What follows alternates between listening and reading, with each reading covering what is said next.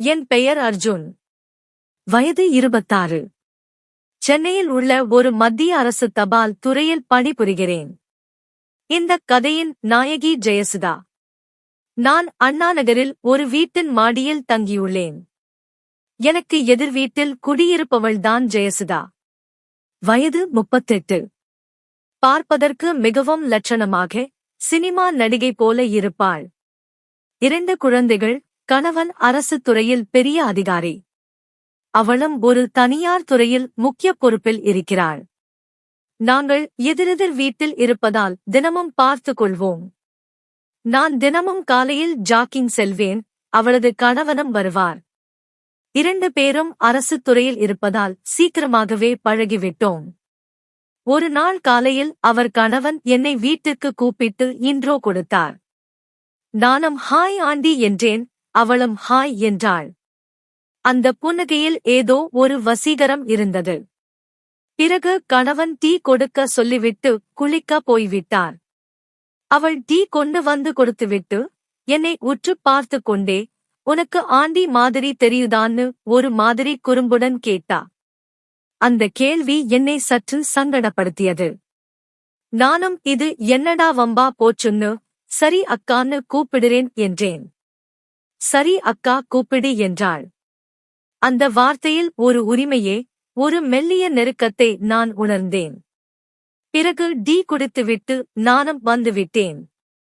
அதன் பிறகு அடிக்கடி வீட்டுக்கு போவது, பையன்களுடன் விளையாடுவது, கணவருடன் பேசிக் கொண்டிருப்பது என்று போய்க் கொண்டிருந்தது. அவளும் பேசுவாள். ஒருவித ஈர்ப்பான புன்னகையுடன் பேசுவாள். நான் அவளை கவனிக்கும் ஒவ்வொரு முறையும் அவள் தன் கணவன் முன்னிலையில் கூட என்னையே பார்ப்பது போல இருக்கும். அவள் பேசும் ஒவ்வொரு வார்த்தையிலும் ஒரு மென்மை பொதிந்திருக்கும். ஒரு நாள் அவர் கணவன் ஏதோ வேலை விஷயமாக டெல்லி போயிருந்தார். அப்பொழுது 2வது பையனுக்கு நைட்டு பயங்கரமான காய்ச்சல். அவள் வந்து டே தம்பிக்கு உடம்பு சரியில்ல, ஹாஸ்பிட்டல் போகணும். நைட் டைம் வேற துணைக்கு வரியான்னு கேட்டா. அந்த நேரத்துல அவள் முகத்துல இருந்த தவிப்பு, அந்த தனிமையின் பயம் என்னை நிலைகுலையச் செய்தது. நானும் உடனே வாங்க அக்கா போவேன்னு சொன்னேன். கிளம்பி வாடா கீழ நிக்கிறேன்னு போயிட்டா. நானும் கிளம்பி பெரிய பையனை வேலைக்காரி கிட்ட விட்டுட்டு நாங்க 3 பேரும் போனோம். போய் பார்த்துட்டு ஃபீவர் அதிகமா இருக்குன்னு டாக்டர் இன்ஜெக்ஷன், டேப்லெட் எல்லாம் கொடுத்தாங்க. எல்லாத்தையும் வாங்கிக்கிட்டு திரும்பி வரும்போது அவள் என்னை பார்த்து, ரொம்ப தேங்க்ஸ்டா நான் கூப்பிட்ட உடனே வந்ததுக்கு அப்படின்னு சொன்னா. அந்த இருட்டில், தெருவிளக்கின் வெளிச்சத்தில் அவள் கண்களில் தெரிந்த நன்றி உணர்வு என்னை ஏதோ செய்தது. நான் ஆல்ரெடி சொல்லிருக்கேன், நீங்க எதுக்கு எப்ப கூப்பிட்டாலும் நான் உடனே வருவேன்னு ஒரு மாதிரி சொன்னேன். என்னன்னு கேட்டா ஒன்னும் இல்லைன்னு சமாளிச்சுட்டேன். வீட்டுக்கு வந்துட்டு உன் நம்பரை கொடுத்தா எதுனா கால் பண்றேன்னு சொன்னா. நானும் கொடுத்துட்டு வந்துட்டேன். அவ போயிட்டு மிஸ்டர் கால் கொடுத்தா. நானும் நம்பரை சேவ் பண்ணிக்கிட்டேன். அப்புறம் மார்னிங் வீட்டுக்கு போய் தம்பிக்கு பரவாயில்லையான்னு கேட்டேன். இப்ப ஓகேடா ரொம்ப தேங்க்ஸ்னு சொன்னான். என்ன தேங்க்ஸ் எல்லாம் சொல்லி பிரிச்சு பாக்குறீங்களான்னு கேட்டேன். ஒரு ஸ்மெயில் பண்ணிட்டு போயிட்டான்.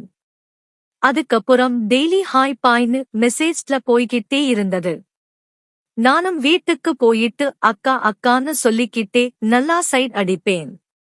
நல்லா வம்பு இழுப்பேன். அவளும் முறைச்சு பார்த்துக்கிட்டே சிரிப்பா. அவ முறைக்கும்போது கூட அந்த அழகில் ஒரு காந்தம் இருக்கும். அப்புறம் பேச்சு கொஞ்சம் கொஞ்சமா டெவலப் ஆகி ஒரு நாள் மெசேஜ்ல கேட்டா, லவ்லாம் பண்ணி இருக்கியான்னு. இதுவரைக்கும் இல்லன்னு சொன்னேன். அப்ப இனிமேன்னு கேட்டா. நான் உடனே உங்கள மாதிரி இருந்தா லவ் என்ன இப்பவே கல்யாணம் பண்ணிக்கலாம்னு சொன்னேன். தி ராஸ்கல் அக்கா அக்கான்னு சொல்லிட்டு என்னையே சைட் அடிக்கிறியன்னு சிரிச்சுக்கிட்டே கேட்டா. ஏன் அடிக்க கூடாதான்னு கேட்டேன். அடிப்ப என் புருஷன் கிட்ட கேட்டுட்டு அடி அப்படின்னான். நானும் புருஷன் கிட்ட கேட்டுட்டு அடிச்சா தாங்குவீங்களான்னு டபுள் மீனிங்ல கேட்டேன். அவ புரிஞ்சுக்கிட்டு சீ நாட்டி ராஸ்கல் போடான்னு போயிட்டான். அந்த டபுள் மீனிங் வார்த்தைக்குப் பிறகு அவளுடைய பார்வையில் ஒரு பெரிய மாற்றத்தை நான் பார்த்தேன். அது ஒரு தயக்கம் கலந்த ரசனை. அப்புறம் பேச்சு இதே மாதிரியே செல்ல விளையாட்டு வம்பு இழுக்குறதுன்னோ இப்படியே கண்டினியூ ஆச்சு. நானும் டெய்லி போவேன். அவ கணவன் கிட்ட எப்பவும் போல பேசுவேன். பையன் கிட்ட விளையாடுவேன். அவ ஒரு ஏக்க பார்வையோடதான் எப்போதும் இருப்பா, பேசுவா. அவளுடைய ஒவ்வொரு அசைவிலும் அந்த தனிமை, அந்த தவிப்பு வெளிப்படும். இப்படி எல்லாம் நடந்துகிட்டு இருக்கறப்போ ஒரு நாள் நைட்ட பேசும்போது, உன்ன பாக்குறப்போ என்னால கண்ட்ரோல் பண்ண முடியல, ஐ அம் லவ் வித் யூன்னு சொல்லிட்டேன். இப்ப என்னடா லூசு மாதிரி பேசுறன்னு சொல்லிட்டு போயிட்டா. வேற ஒன்னும் பெருசா ரியாக்ட் பண்ணல. அப்பவே தெரிஞ்சிருச்சு, அந்த செல்லத்துக்கு என் மேல ஒரு இன்ட்ரெஸ்ட் இருக்கு, ஆனால் தயங்கி பயப்படுறான்னு. அதுக்கப்புறம் வீட்டுக்கு எப்பொழுதும் போல போவேன். அவ என்ன அவாய்ட் பண்ண ட்ரை பண்ணான். நானும் வாடி போடின்னு பேசுற அளவுக்கு முன்னிறிட்டேன். ஏண்டி சரியா பேச மாட்டடிங்கிறேன்னு கேட்டேன். ஒன்னும் இல்லைன்னு மட்டும் சொல்லிட்டு போயிடுவான். என்னால முடியலடி, ஐ நீட் யூன்னு சொல்லிட்டேன். ஒரு நாள் அதுக்கு பைத்தியம், மனசு அலைப்பாய விடாத, ஒழுங்கா அடுத்த கட்டமா மேரேஜ் பண்ணிக்கோ, அதான் வேலை இருக்குல்ல அப்படின்னு சொன்னான். எனக்கு நீதாண்டி செல்லம் வேணும் ப்ளீஸ்னு சொன்னேன். வேற எவ்வளவும் வேணான்னு சொன்னேன். நீ திருந்த மாட்டடா பொறுக்கின்னு போயிட்டா. ஒரு நாள் அவ புருஷன் எப்பவும் போல வேலை விஷயமா டெல்லி போயிட்டாரு. அவ மட்டும் நைட்டு ஒரு பங்கஷனுக்கு போயிட்டு வரும்போது ஸ்கூட்டி பிரேக் டவுன் ஆகி நின்னுடுச்சு. மழை வேற பயங்கரமா பெய்யுது. அப்போ எனக்கு கால் பண்ணி அவ வேலைக்காரி கிட்ட சாவி வாங்கிட்டு அவ காரை எடுத்துட்டு வர சொன்னா. நானும் போனேன். அங்க போயிட்டு ஸ்கூட்டிய நல்லா லாக் பண்ணி பக்கத்துல சேப்பா விட்டுட்டு அவளை கூட்டிக்கிட்டு வந்தேன். வரும்போது பாதையில காரை நிப்பாட்டி ஏண்டி என்ன புரிஞ்சுக்கவே மாட்டடிங்கிற, ஐ லவ் யூ சொல்லுன்னு பிரகாஷ் டயலாக்க சொன்னேன்.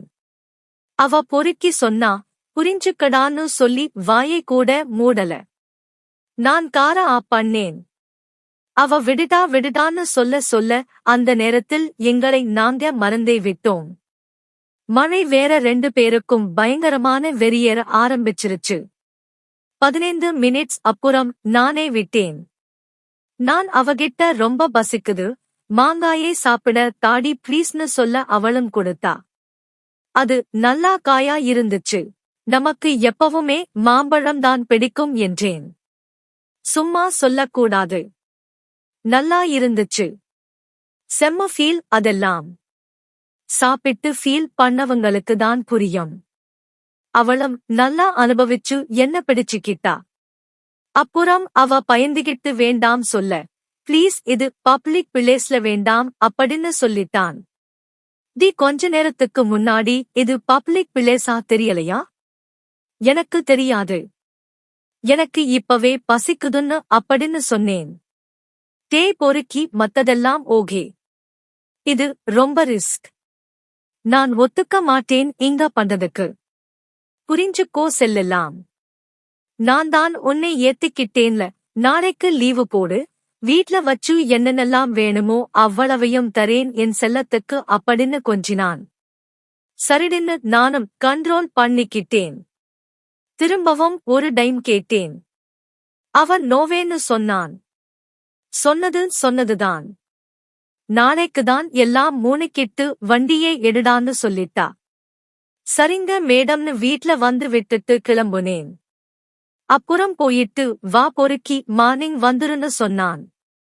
பாயடி செல்லன்னு கிளம்பிட்டேன். மறுநாள் நான் லீவ் போட்டுட்டேன். அவளும்தான். நான் பையங்களை ஸ்கூல் போன உடனே 9 மணிக்கெல்லாம் வீட்டுக்கு போயிட்டேன். அவ என்னடா அதுக்குள்ள வந்துட்ட பொறுக்கி, நான் இன்னும் குளிக்கல. ஒரு பொறுக்கிய இன்னைக்கு வீட்டுக்கு வர சொல்லி இருந்ததுனால வேலைக்காரிய வேற வேண்டாம்னு சொல்லிட்டேன். நான் தான் காலையில இருந்து எல்லா வேலையும் பார்த்தேன். இருச்செல்லாம் குளிச்சிட்டு வந்துறேன்னு அவ சொல்லிட்டு வாயை கூட மூடல. நான் ஆரம்பிச்சுட்டேன். கதவை திறந்து இருக்குடான்னு சொல்லி அத லாக் பண்ணிட்டு வந்தா. மறுபடியும் ஆரம்பித்தேன். டேய் செல்லம் குளிக்கலடா என்று சொல்ல, பேசாம இருடி அம்மு என்று அந்த மழையின் இரவில் நாங்கள் உணர்ச்சி வசப்பட்டு தவறான முடிவை எடுத்தோம். அப்படியே என்னை தடவி கொடுத்து, ஐ லவ் யூடா செல்ல பொறுக்கியே அப்படின்னு கொஞ்சினான்.